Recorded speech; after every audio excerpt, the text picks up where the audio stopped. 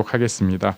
마태복음 9장 26절로 34절까지의 말씀을 저와 교독하시겠습니다.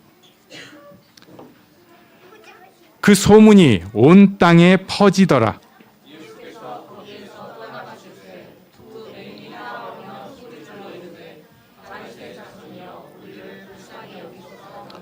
예수께서 집에 들어가심에 맹인들이 그에게 나아오거늘 예수께서 이르시되 내가 능히 이 일 할 줄을 믿느냐 대답하되 주여 그러하오이다 하니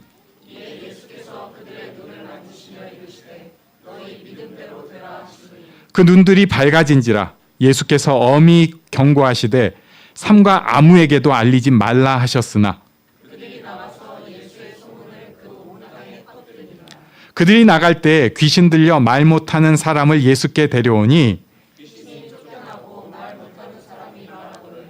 우리가 놀랍게 이르되 이스라엘 가운데서 이런 일을 본 적이 없다 하되 함께 읽습니다.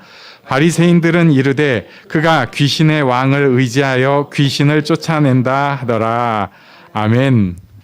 오늘 이 말씀 본문을 통해서 다윗의 자손이신 예수님을 한번 생각을 해보려고 합니다.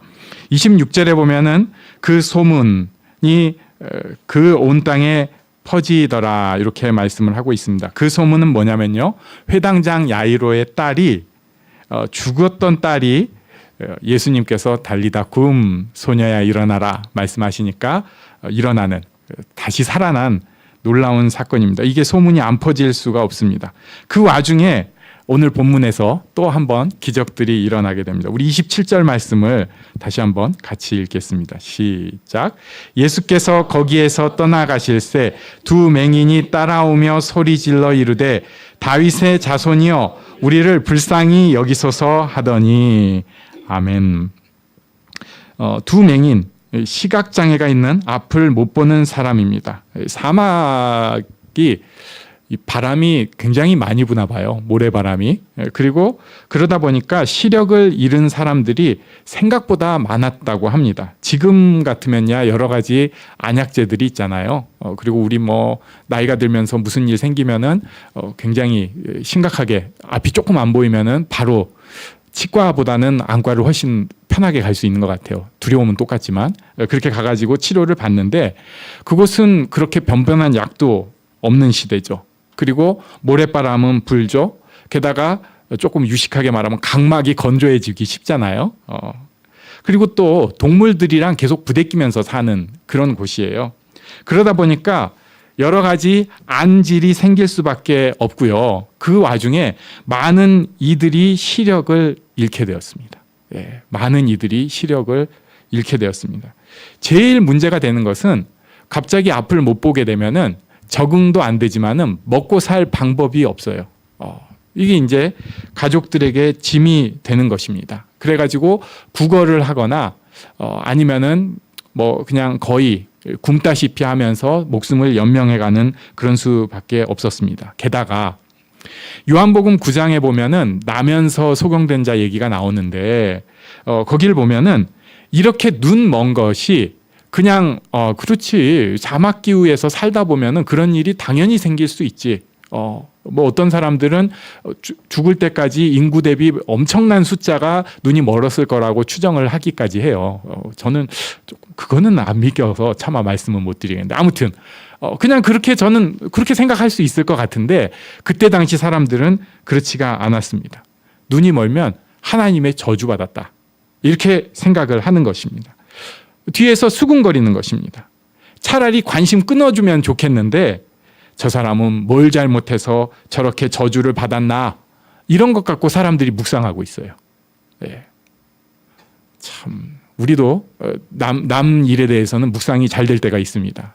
이상한 소리 들으면은 묵상이 되는데 그때 당시에는 누가 소경이 되었다, 앞을 못 보게 되었다 하면 저 사람의 문제는 뭐냐, 하나님 앞에 범죄는 뭐냐 하면서 묵상을 하면서 정죄거리를 찾으려고 하는 굉장히 어떻게 보면 잔인한 모습입니다. 게다가 처음에는 아무것도 못할 것 같은데 이제 눈이 차츰 이 어둠에 적응이 된다고 해야 될까요? 앞을 못 보는데 적응이 되기 시작하면 몸은 아직 건강한 거예요. 몸은 말짱합니다. 그런데 앞이 안 보이니까 굉장히 한쪽이 제한된 것을 더 크게 느낄 수밖에 없습니다. 제한이 되는 거예요. 내가 지금까지 하던 모든 일에서 딱 스탑이 되고 이제는 할 수 없는 일이 되고 맙니다. 그리고 사람들과 관계적으로도 단절된 삶이 됩니다. 저주받은 사람이고 그리고 짐이 되는 사람이다 보니까 지금까지 가졌던 관계가 다 끊어지고 이제는 새로운 관계를 맺기도 어려운 상황이에요. 그래서 아마도 오늘 본문에도 두 명이 서로 의지해서 지냈던 것으로 보입니다. 그리고 이들이 그런 어떻게 보면은 쌓여있던 울분, 참 힘든 마음, 애통한 마음을 가지고 간절하게 소리를 질렀는데 그 내용이 다윗의 자손이여 우리를 불쌍히 여기소서 하는 것이었습니다. 다윗의 자손이여 우리를 불쌍히 여기소서. 예수님에 대해서 자기들이 지금까지 들은 얘기 가지고 딱 그 다음에 둘이서 아마 다른 사람들보다 훨씬 더 진한 얘기를 했겠죠. 그러면서 자기들이 하는 얘기가 다윗의 자손이여 라는 얘기를 했습니다. 마태복음이 1장, 2장, 3장, 4장, 5장, 6장, 7장, 8장, 9장 벌써 우리가 9장까지 왔는데 여기까지 오면서 이 다윗의 자손이라는 이 표현이 여기 사실상 처음 나왔습니다. 예. 마태복음 1장 1절에 보면 다윗의 자손이라는 표현이 나와요.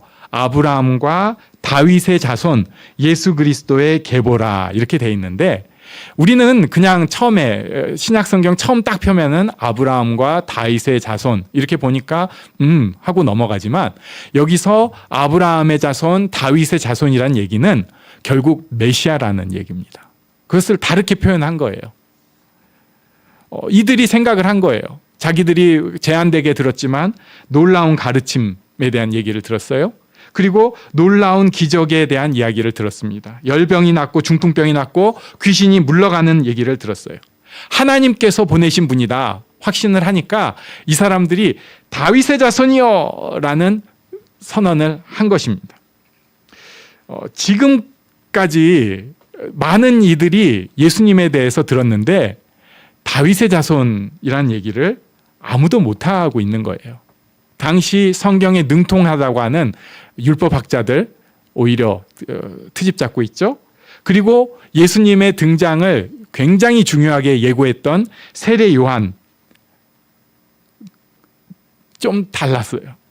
심지어 세례 요한의 제자들은 예수님한테 따지러 오기까지 했어요. 그리고 예수님의 제자들도 이런 표현을 못 썼어요. 깜짝 놀래고 이거 좀 다른데 뭔가 서로 하고는 있는데 여기 이 사람들은 그냥 막 지르는 거예요. 예, 안 되는 게 없으니까 막 말하는 것입니다. 참 어떻게 보면 그래서 놀라운 비밀이 어린 아이들과 조금 그 두려움이 없는 사람들을 통해서 선포된 것 같기도 합니다. 예수님께서 이 얘기를 듣고 28절로 가볼까요? 예수님께서 이 얘기를 듣고 집에 들어가 버리셨어요. 그리고 맹인들이 왔습니다. 왜 집에 들어가셨을까? 어떤 사람들은 이 사람들의 믿음을 시험하려고 그러셨다고 보는데 우리가 전체 이 흐름을 쫙 보면은 제가 생각할 때는 예수님께서 이렇게 공개된 자리에서 다윗의 자손이란 칭호를 아직은 받을 때가 아닌 거예요. 때가 아직은 안 됐어요. 지금 메시아라는 게 사람들 사이에 퍼지면 이 사람들은 오해해가지고 왕으로 로마를 정복하라 이렇게 할 수밖에 없기 때문에 예수님께서 집으로 싹 들어가셨습니다. 그러면 이제 제한이 되잖아요. 그리고 맹인들이 그에게 예수님께 나왔습니다. 그때 예수님께서 질문을 하셨습니다. 우리 여기서부터 같이 읽어보겠습니다. 예수께서 이르시되 시작. 내가 능히 이 일 할 줄을 믿느냐? 대답하되 주여 그러하오이다 하니. 아멘. 내가 능히 이 일 할 줄을 믿느냐? 대답하되 주여 그러하오이다. 이사야서 35장 5절에 보면은 그때 맹인의 눈이 밝을 것이며 못 듣는 사람의 귀가 열릴 것이며 이런 말씀이 있어요. 이사야서에 이게 제가 찾아보기로 한 3번 정도 나옵니다. 그러니까 맹인의 눈이 밝을 것이라는 얘기가 이건 유대인이라면 다 아는 거예요. 메시아는 맹인의 눈을 밝힐 것이다. 자, 사람들은 지금 긴가민가 하고 있어요.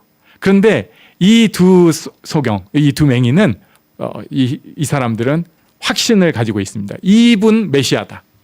이분 메시아면은 이분은 분명히 우리 눈을 밝히실 것이다. 우리 눈을 밝히실 것이다. 그래가지고 예수님께서 질문을 하신 거예요. 내가 능히 이 일 할 줄을 믿느냐? 대답하되 주여 그러하오이다. 이것도 우리가 조금 생각을 해볼 수 있어요. 과연 이 사람들이 어떤 생각을 가지고 이렇게 했을까? 그리고 예수님은 굳이 이런 거를 그 상황에서 꼭 질문을 해야 했을까? 우리가 원하는 것은 이런 거보다는 알아서 좀 해주시는 거를 우리는 바라고 있습니다. 좋으신 하나님이잖아요. 네. 그렇게 우리가 믿고, 그 맞아요. 성경이 좋으신 하나님이라고 하시니까 알아서 해주시기를 바라는 마음이 우리한테 은근히 있어요. 무슨 일에 대해서 두려울 때 하나님 잘 되게 해주세요. 그럼 잘 되는 게 뭘까? 잘이요. 네. 구체적으로 가면 뭔가 민망하고 나도 잘 모르겠어요. 그러니까 하나님께서 그냥 다 알아서 해주시기를 바라는 마음이 있습니다. 뭐 그게 그렇게 잘못된 기도라고 생각하지 않아요. 실제로 우리의 삶의 일상생활 중에 어떤 것은 세세하게 기도해야 될 때도 있지만 어떤 것은 맡기고 하나님 앞에 기도해야 될 때도 분명히 있습니다. 그런데 예수님께서 양보하지 않는 면이 있어요. 양보하지 않는 면이 있는데 그것은 바로 하나님과 우리와의 관계, 예수님과 우리와의 관계, 그것을 지금 우리가 하는 표현으로 믿음이라고 표현할 수 있습니다. 이것에 대해서는 예수님께서 콕 찍어서 꼭 물어보십니다. 내가 능히 이 일을 할 줄을 믿느냐? 그러하오이다. 자, 29절을 우리 한번 같이 읽겠습니다. 29절 시작. 이에 예수께서 그들의 눈을 만지시며 이르시되 너희 믿음대로 되라 하시니 아멘. 너희 믿음대로 되라. 이것은 그들의 믿음을 인정해 주시는 것이기도 합니다. 그러니까 어떻게 보면은 그래 내가 메시아다 이렇게 해주시는 것과 같게 들을 수 있어요. 또 그들이 지금 내가 그렇게 믿습니다 할 때 그래 네 믿음이 맞다. 그들에 대해서도 인정을 해주시는 거라고 볼 수 있어요. 저주받았다고 생각하는 이들인데 그거 아니다. 너네는 하나님 앞에서 중요한 믿음을 가지고 중요한 믿음의 고백을 하는 사람이다. 이렇게 인정을 해주시는 것입니다. 하나님께서는 이렇게 믿음이 드러나게 하시는 것에 관심이 많습니다. 어떻게 보면 이 사람들 이야기를 조금 더 생각을 해보면 나면서 소경된 사람도 나오지만 아마도 확률적으로는 멀쩡하게 지내다가 눈을 멀었을 수도 있습니다. 그랬을 때 느끼는 그 박탈감과 억울함이 있을 거예요. 왜 나만? 내가 뭘 그렇게 잘못했다고. 게다가 사람들도 저주라고 생각을 하고 있었습니다. 그런데 이 일을 통해서 결국 이 두 사람은 믿음으로 예수님의 구원을 선포한 사람이 되었습니다. 우리도 지금 그렇잖아요. 여러 가지 사건들이 왜 자꾸 터져 나올까? 괜찮게 살았거든요. 괜찮게. 내가 봐도 괜찮았고 남들이 봐도 괜찮았어요. 그리고 조금 더 나가면 남들이 좀 부러워하는 것도 같아요. 그랬는데 왜 쌓인 게 막 터져 나오냐고요. 참고 어떻게 참 아슬아슬하게 넘어가고 있는데 왜 그거 굳이 하나님께서 그렇게 못 넘어가게 마지막 순간에 팡 터뜨려 버리셨냐고요. 재정적으로 왜 큰 타격을 허락하셔갖고 굳이 뭐 안 그러셔도 될 것 같은데 그런 어려움을 허락해 버리셔가지고 지금까지는 좀 자연스럽게 뭐 할 수 있었는데 이제 제약받는 삶을 살게 하시냐고요. 심지어는 저는 그런 일은 없다고 생각은 합니다만 많은 이들이 생각할 때 교회에도 못 다니게 될 만큼 창피하고 힘든 일도 생깁니다. 그래가지고 자기가 수치스럽고 망신스러워요. 그래가지고 이거 퍼지면 안 된다. 집에서 입단속하고 혼자서 끙끙 앓기도 합니다. 억울하고 분하고. 그런데 우리가 예수를 믿는 사람이다. 예수님을 따르는 사람이다. 그렇다면 기억을 해야 합니다. 이 일들, 이 충격적인 일들은 단순히 어쩌다 우연히 운이 없어서 또는 내가 죄를 지어갖고 나한테 저주로 온 것이 아니고요. 이 일은 내 믿음이 드러나게 하는 사건입니다. 이 일은 내 믿음이 나에게 드러나고 세상에 드러나고 하나님 앞에 드러나게 하는 사건입니다. 지금까지 그 믿음이 있는지 나도 사실 몰라요. 편할 때 뭐 그냥 할렐루야 주여 이렇게 살았는데 진짜 내가 믿음이 있는가는 이런 일들을 통해서 하나님께서 건드려 주셔야지 드러납니다. 이들은 이런 면에서 믿음이 인정받은 진짜 제대로 축복받은 사람이라고 할 수 있습니다. 우리도 다 이렇게 축복받기를 원합니다. 어려운 일에 자빠지고 끌려가는 사람이 아니라 너무 어려워서 간신히 버텨내고 있었는데 오히려 이 일이 하나님 앞에 축복이 되시기를 바랍니다. 그래서 예수 그리스도 앞에서 우리의 믿음이 인정받기를 원합니다. 자, 우리 30절 말씀을 한번 또 읽겠습니다. 시작. 그 눈들이 밝아진지라 예수께서 엄히 경고하시되 삼가 아무에게도 알리지 말라 하셨으나 31절까지 읽을까요? 그들이 나가서 예수의 소문을 그 온 땅에 퍼뜨리니라. 아멘. 이들의 눈이 밝아졌습니다. 이들의 믿음, 예수라는 젊은이가 다윗의 자손 메시아라는 것이 드러나게 되었습니다. 예수님께서는 아직 때가 이르지 않았기 때문에 아무에게도 알리지 말라고 하셨는데 31절에 보니까 소문이 다 퍼져 버렸어요. 왜 그랬을까요? 못 보던 사람이 보고 다니잖아요. 그 소문이 안 날 수가 없는 거예요. 사람이 바뀌었잖아요. 소문이 안 날 수가 없습니다. 자기도 가슴 속에 터져 나오는 말을 막을 수가 없는 거예요. 저는 우리도 예수님 믿고 이런 경험 다 하기를 원합니다. 우리가 사실 또 다 좀 모질하잖아요. 교회에서 이렇게 서로 덮어주고 괜찮은 척 살고 있지만 우리가 다 조금씩은 하자가 있어요. 근데 예수님 때문에 이것이 오히려 하나님 앞에 복된 모습으로 바뀌고 예수님 때문에 우리가 정말 아름다운 모습으로 바뀌어가고 예수님 때문에 우리가 정말 멋진 모습이 되어져서 사람들이 저절로 마치 못 보던 사람이 눈을 보게 된 것처럼 저 사람 바뀌었다. 나도 스스로 내가 바뀌었다. 내가 전에는 막혀있는 삶을 살았는데 이제는 뚫려있는 삶을 사는구나. 전에는 이제 두려움이 더 앞서 있는 삶을 살았는데 이제는 하나님 꼭 붙잡고 평안한 삶을 살게 되었구나.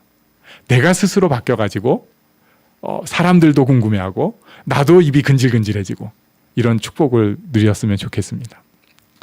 그런데 여기 이런 기적들 때문에 막 축제 같은 분위기가 있지만 그 아래에는 보니까 반대의 일도 있어요. 32절에 보니까 귀신 들려 말 못하는 사람이 예수님께 왔습니다. 이 사람에 대해서는 자세히 설명이 안 나와요. 왜냐하면 이 사람에 대한 이상한 반응이 있기 때문에 그래요.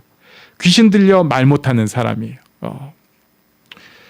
33절에 예수님께서 귀신을 쫓아내셨습니다. 말 못하는 사람이 귀신이 쫓겨나니까 말을 하게 되었습니다. 무리가 놀랍게 여겨서 이스라엘 가운데 이런 일을 본 적이 없다 이렇게 얘기를 합니다. 이사야서 우리가 아까 봤던 예언이 이루어진 거예요. 눈을 뜨게 되고 그리고 말을 못 듣는 사람의 귀가 열리고 말을 하게 된 것입니다. 자, 그런데 34절에 보니까 바리새인들은 그가 귀신의 왕을 의지하여 귀신을 쫓아낸다. 이렇게 얘기를 하고 있습니다. 하나님의 기적이 바로 앞에 있는데 끝까지 안 믿고 싶은 사람이 꼭 있어요. 심지어 직접 본 사실도 잊고 싶은 사람이 있습니다. 자기 안에 일어난 일들까지도 인정하기 싫은 사람들이 있습니다. 우리가 좀 생각을 해봐야 돼요. 우리가 예수를 믿는다고 하면서 예수를 믿고 나서 내 안에 있었던 크고 작은 놀라운 일들이 분명히 있습니다. 또 하나님께서 나에게 슬쩍슬쩍 보여주셨던 일들이 있는데 우리의 뇌는 신기해서 그런 건 잘 잊어버려요. 그리고 나니까 남는 게 뭐냐면은 우리가 맨날 보고 있는 것들 있잖아요. 세상에 소위 잘 나가는 거, 재밌는 거, 또는 정치적인 쌈질 이런 걸로 계속 눈에다가 놓고 있고 귀로 듣고 있고 몸으로 느끼다 보니까 진짜 중요한 일들, 내가 하나님 앞에 구원받은 사람이고 하나님 앞에 선택되어서 지금 하나님께서 나에게 귀중한 뜻을 갖고 계시고 나는 세상과 바꿀 수 없는 소중한 존재고 이런 거 다 잊어버립니다. 누가 얘기하면 나 알아. 근데 사실은 부인하는 거죠. 그런 일은 나랑은 뭔 얘기야. 그건 저 사람들 얘기고 난 몰라. 난 저주받은 인생이고 난 못 살아. 난 아직도 아무것도 할 수 없고 내가 하는 일은 다 독이야. 스스로 이상하게 생각을 합니다. 성경의 가르침이 아니라 이상한 해석을 하게 됩니다. 눈앞에 보이고 내가 많은 경험을 했었는데도 불구하고 끝까지 우기고 아니라고 이런 부끄러운 모습 던져버리시기 바랍니다.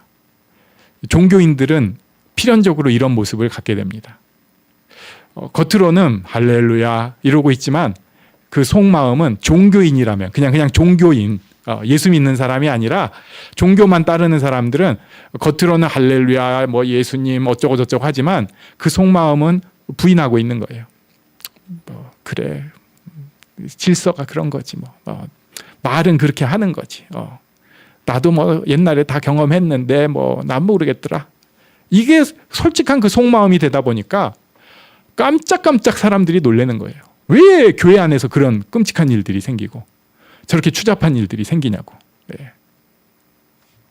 우리는 예수님 안에서 믿음이 드러나는 축복을 가지기를 원합니다. 아무 일도 없고 평안하고 다 좋아 보이는 게 좋은 게 아니고요. 예수님 앞에 믿음이 드러나는 것이 가장 큰 축복입니다.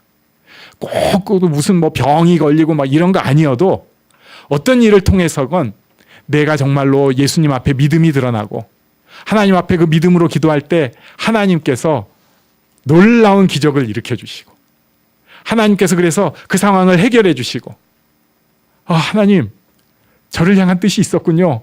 우리도 인정하고 체험하는 이런 축복이 우리에게 있기를 바랍니다. 우리가 이것을 또 서로 나누는 이런 기쁨이 있기를 바랍니다. 아멘.